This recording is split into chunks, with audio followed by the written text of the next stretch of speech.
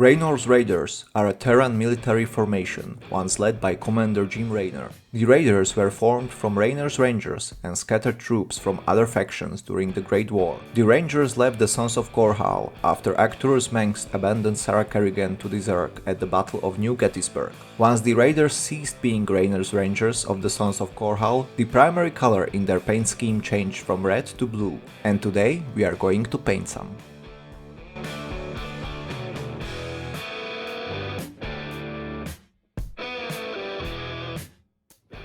First, we need to assemble our miniatures.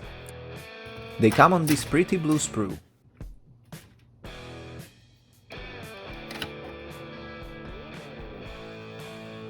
Well, that was easy. Let's do it 5 more times.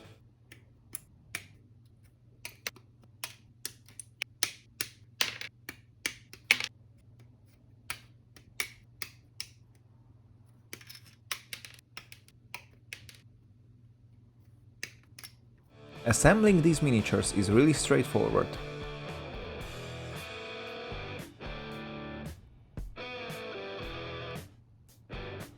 Most of the parts are fairly large chunks, with the legs coming as a single piece, and there are virtually no mold lines to deal with. The positioning stats also make it easy to lock the limbs into place. The downside is that they do limit your options for customization.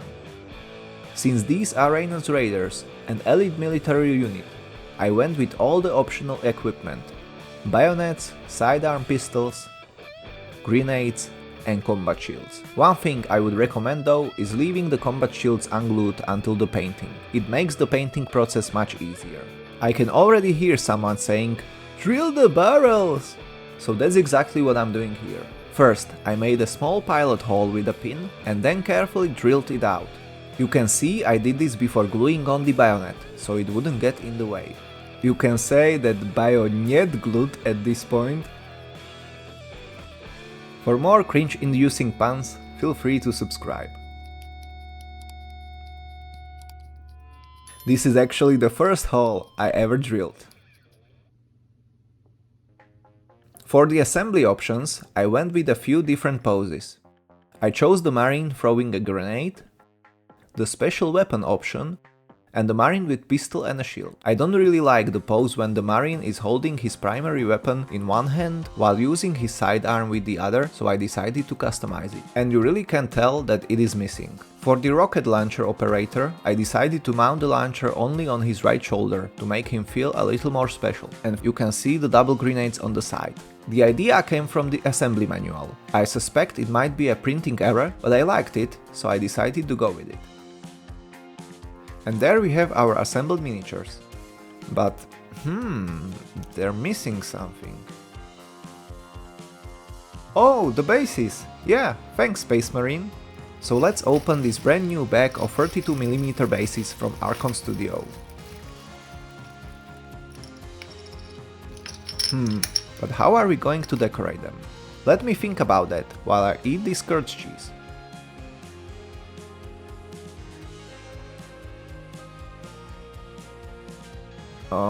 What about this plastic packaging the curd cheese comes in? Yeah, that could be useful. Let's see what else we have here. These are the leftover frames from an FDM insert. It has some interesting shapes, so I kept it. This is some sewing mesh, which should work nicely as an industrial floor grade. And I also have these little beads from the dollar store. I originally bought them for a fantasy or D&D project, but I think we can put them to good use here. And of course, we have the ever-handy piece of wire for the pipes. So let's see what we can cook with this. I didn't want to sand all the bases, so to get rid of the texture, I drew circles on some cardstock, cut them out with scissors and glued them on. Then, for each base, I glued on a piece of sewing mesh representing floor grade. I've been using this super glue from the dollar store. It came in 5-pack for €1, so I thought, what a great deal! Well, using this glue has been a nightmare. It burned my eyes, smelled terrible, stuck to absolutely everything, my fingers were glued together, everything around me was glued to something, everything that is, except the damn grate and the plastic. Now, I know some might argue that I should have sanded the plastic first for better adhesion, but ain't nobody got time for that. I arranged these little bits and pieces on the bases to see how they would look and then started gluing them down. And once the glue finally dried, which despite being super glue took about 3 hours in a 40-degree heat, it still didn't hold properly. So I had to bring out the PVA glue as well. Once everything is completely dry, you can simply trim the excess material around the edges of the base. And there we have it, some nice textured industrial bases ready for painting. While the bases are drying, let's prime the Marines in black.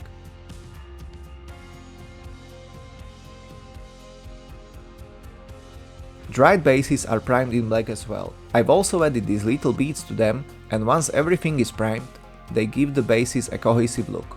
Now let's glue our Marines onto the bases. This time I'm using Uhu glue, which you can always count on.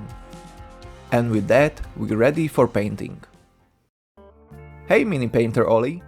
Hi! Can you paint these Marines for us? Of course!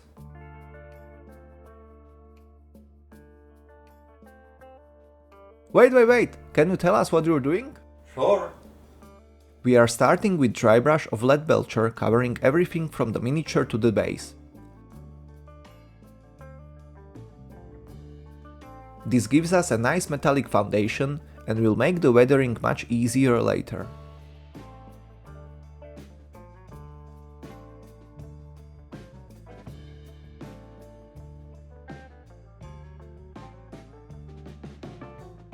Our first color is Macrage Blue.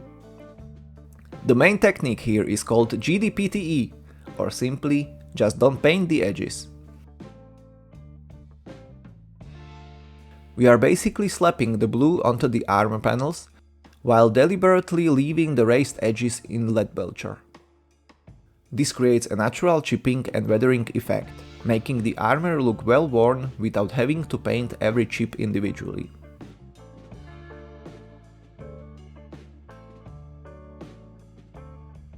The most important part of this paint scheme is knowing which panels to paint and which ones to leave silver.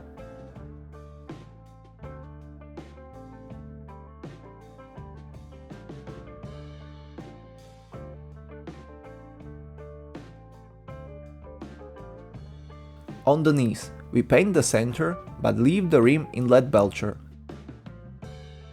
And on the thighs, we paint only the inner sections.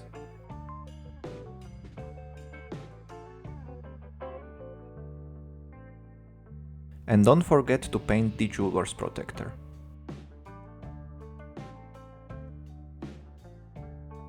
With the legs done, let's move around to the back. We'll paint the rim on the back side, these inner sections, and the vents, because I thought that the torso would be too silver.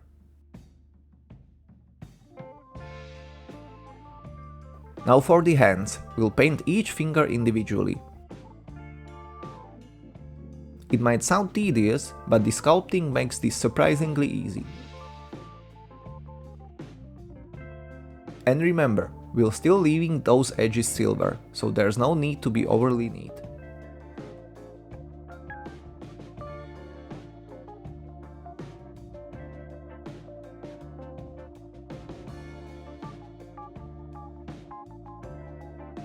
For the shoulder pads, pay close attention here.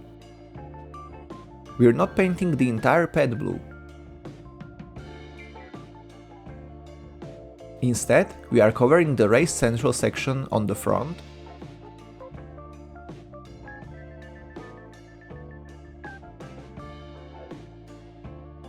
and side, while leaving the rest in lead belcher.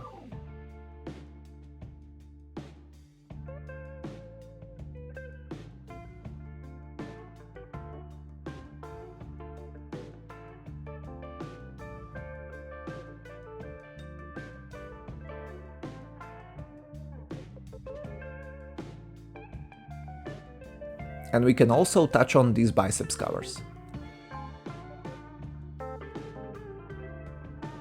We'll do the same on the other arm, leaving the knuckles and the edges silver. Now let's move to the front of the torso.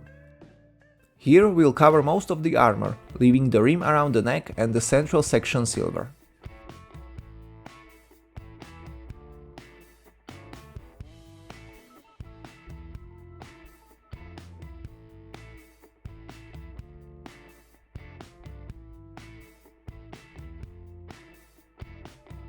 On the back, we'll paint the side panels and the rim while leaving the central silver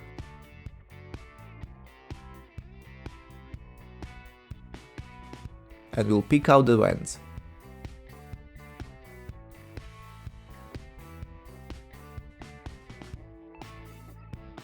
For the exhaust vents on top, you simply follow the raised rim around them. It gives you a natural separation between the blue and the silver. For all of these areas, try not to push the paint into the recesses. We want to keep those dark metallic shadows underneath.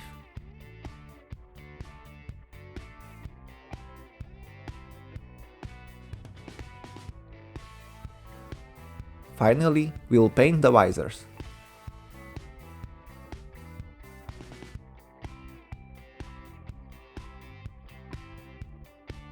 And there we have it. After this initial coat of Macrage blue, the miniature should look something like this. Let's now showcase the base coating of the combat shield. Again, this is really easy using a stippling motion and not painting the edges. The key here is simply knowing which panels to paint and which ones to leave in lead belcher. For this bottom section, make sure to keep the very bottom edge silver. Then we move on to the side panels. Avoid pushing the paint into the recesses and make sure to keep these rivets intact.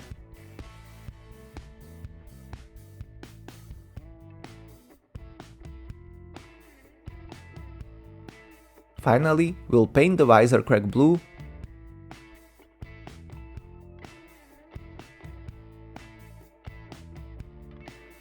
along with the panel above it.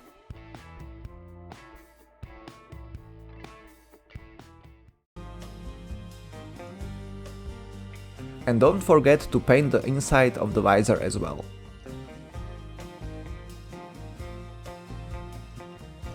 Our second color, which actually completes the armor, is the contrast paint Frost Hard. We'll apply this paint in the same measure over every area which we have painted in blue, while still trying to avoid painting the edges.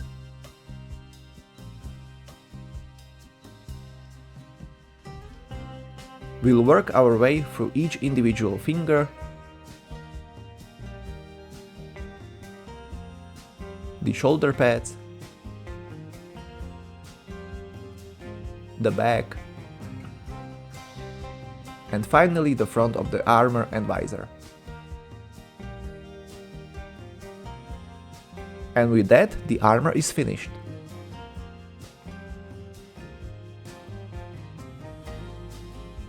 For the combat shield, we'll follow exactly the same steps.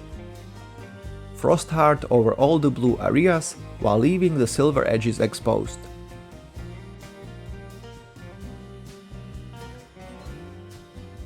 Once again, don't forget the inside of the visor.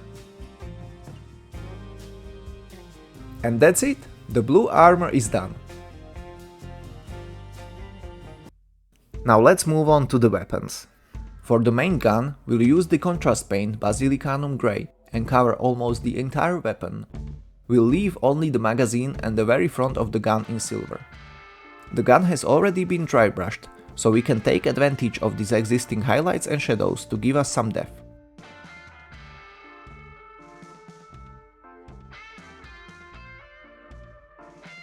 And don't forget the sidearm. If you have chosen the pose with the pistol in hand, paint it like this. Cover the bottom section and this top section with Basilicanum Grey, while leaving the rest silver. This gives us a nice contrast between the dark weapon and the metallic parts. Now let's move on to the smaller details. For the pistol holster, we'll cover the entire thing in Tondia brown. While that dries, we can move on to the grenades and give them a coat of rough iron. Now for some highlights. Mix Tondia brown with a little white scar to create a lighter brown, and use it to pick out the raised edges of the pistol holster.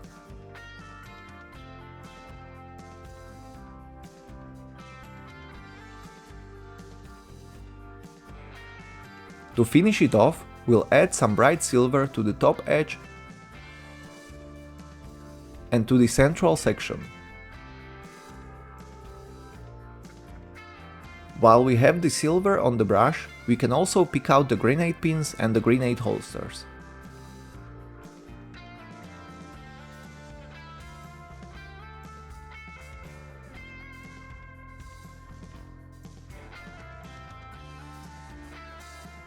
And with all the base coats in place, it's time for a wash.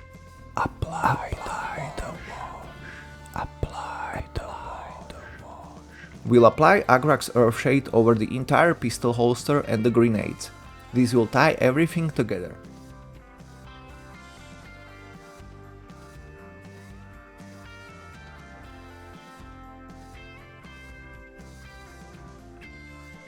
Now let's add some detail to the main gun. Apply Mephiston Red to this front section of the gun, on both sides, and also to the bullet ejection port on the side.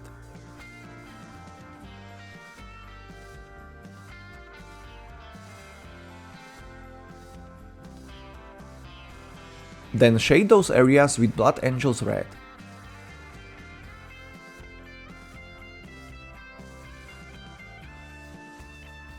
The gun still looked a little too monotone to me, so I decided to add another red section here at the bottom. Paint it with Mephiston Red and shade it with Blood Angels Red in the same way. Now let's move on to the special weapon AGG-12.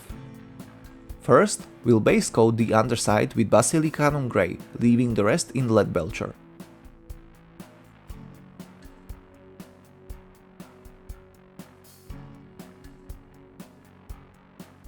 We'll also use it on the scope.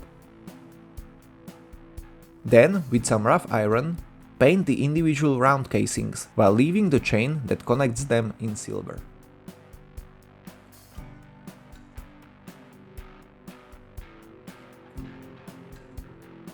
Paint the tips of the rounds with Mephiston Red,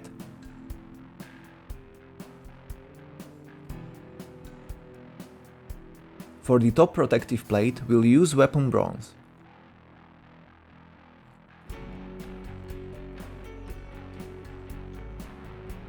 And shade the rounds with Blood Angels Red. Once that's done, it's time to apply the wash to bronze section to bring out the details. Apply the wash. Apply the wash. To finish the weapon, thin down White Scar and paint the lenses of the scope from both sides.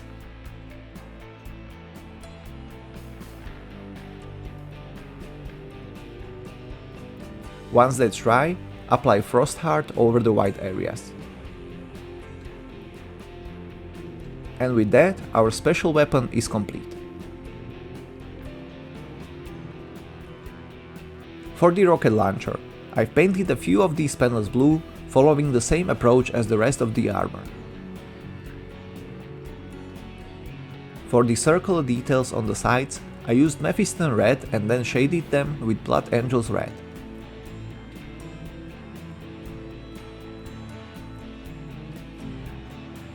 Now for the exhaust vents.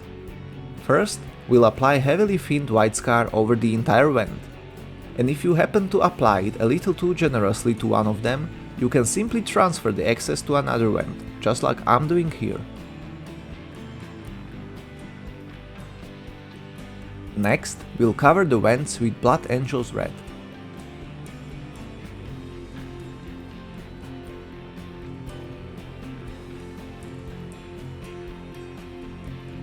Then comes Magaroth Flame, the orange layer, followed by Cassandra Yellow to finish the color transition. At this stage I wasn't quite happy with how the heat effect looked, so I went back with white scar and added a small dot in the center of each vent to mimic the hottest part. You could also stop here, but if you are not fully satisfied with this look, just like I was, then you can shade the white parts with Cassandra yellow to create this fiery effect.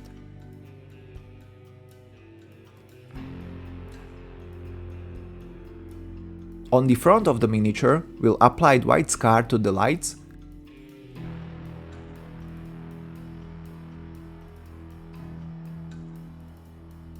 and then shade them with Cassandra yellow to create a warm, glowing effect. Now it's time to be brave. We're going to take the Averland sunset and paint these small hazard stripes on top of the vents,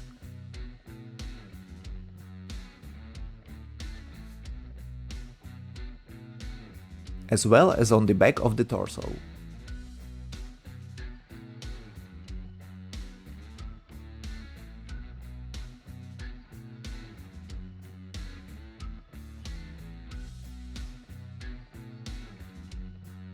We'll also use the same color on the hydraulic pistons on the legs. There are no transfers for the Marines, so it's time for some freehand action. We're going to paint the Raynors Raiders logo directly onto the shield. We'll start with white scar, drawing a straight vertical line down the center.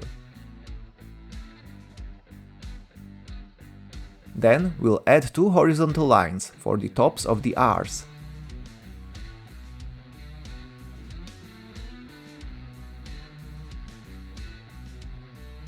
And connect their sides back to the central line.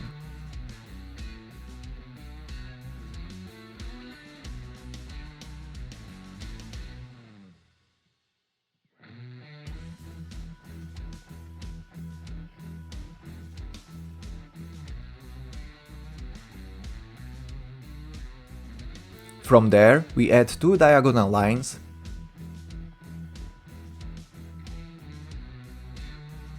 and just like that, the Raynors Raiders logo is done. If you need to make any corrections, don't worry, just go back with Macrage Blue and clean up any mistakes. We'll also paint the same logo on the right shoulder panel.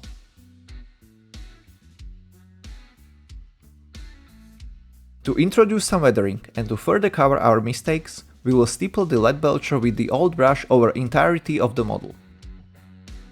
This creates small chips and scratches across the armor, giving the Marines a worn and battle-weathered appearance.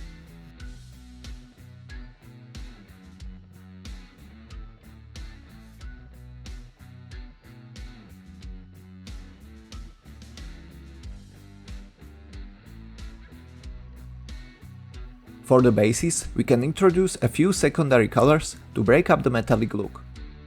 I used Mephiston Red for some details, Rough Iron for the rivets, and also tried out a new teal color just to see how it behaves. To tie it all together, we'll shade all bases with null oil.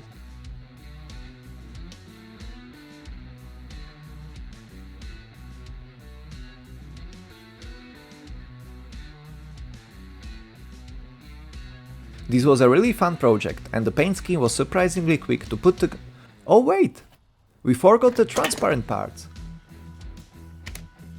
For the muzzle flashes, we'll start with some Fint Flash Gits Yellow, applying it to the middle section where we want the brightest glow.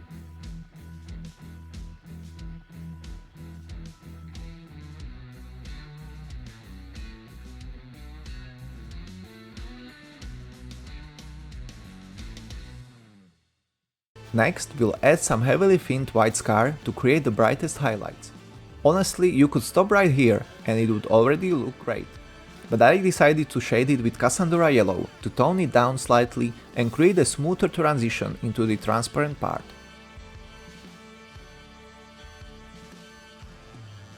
And with that, we're finally done. Time for the money shots.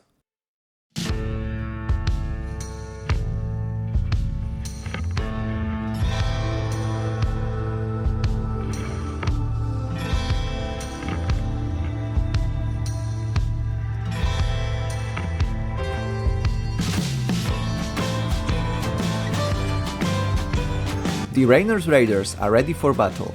This was a really fun and quick paint scheme, and I'm really happy with how they turned out. If you enjoyed this video, consider subscribing for more miniature painting, questionable crafting decisions, and hopefully fewer incidents involving superglue. And as always, thank you for joining me at Ollie's crafting table.